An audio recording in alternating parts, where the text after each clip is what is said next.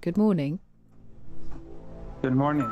Can you give us the sort of perspective on what it's like there at the moment? It's often difficult for us to speak to people inside Iran. Well, it's difficult for you to speak to people inside Iran because you're helping the United States carpet bomb the country or regime deeply involved in the murder of people.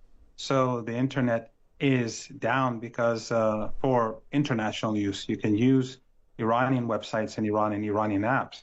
But because the United States uses it to use cameras, the Israeli regime uses people's cameras to strike targets inside the country, they're forced to do that.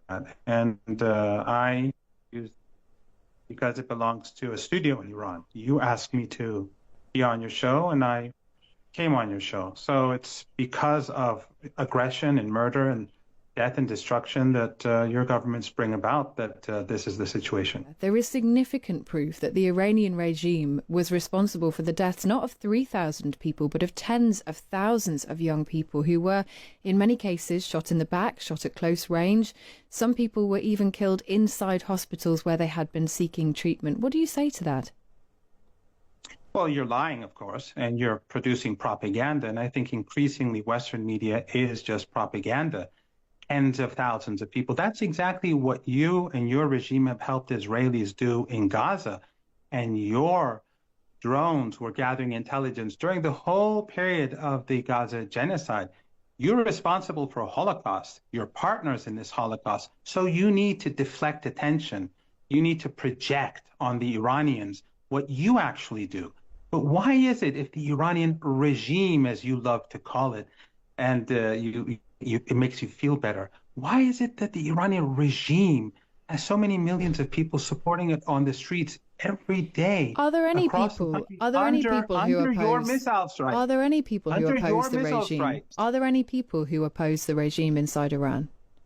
Of course there are, but overwhelmingly people support it, and that's why you've lost this war, and that's why ultimately you're going to face the consequences, because the Strait of Hormuz is shut. And it's because of your policies and the policies of your overlords in Washington that the global economy is going to go downhill. And Iran is going to continue to hammer U.S. assets in the Persian Gulf because of this unprovoked aggression. You carry out war after war. You destroyed Iraq. You destroyed Afghanistan. You destroyed Libya. You're strangling Cuba. You've destroyed Yemen. Iran is a bridge too far. You're messing with the wrong people. You will see in the weeks ahead whether you succeed or not. How much longer can Iran sustain the closure of the Strait of Hormuz? Indefinitely.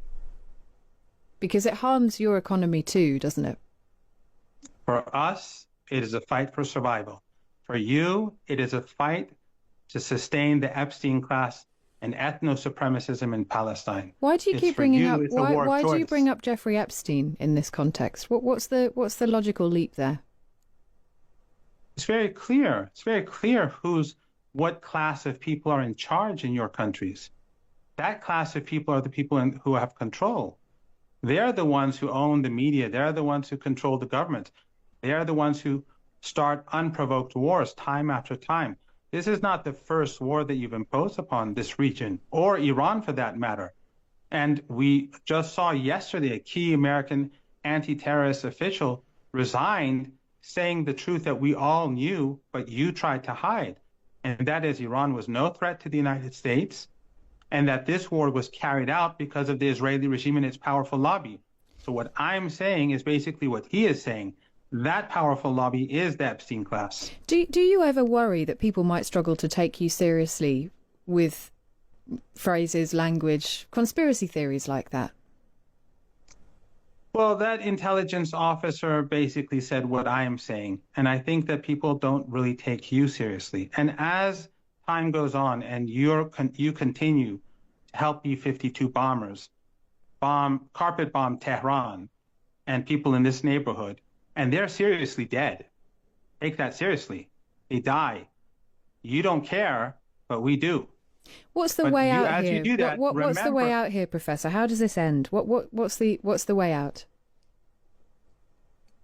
A strategic defeat to the United States under Trump. And what does that look like? You'll see in the weeks ahead. Is there a deal possible? Is there a chance of talks between the two sides at this point? No, not at all. We will fight, and we'll hold the U.S.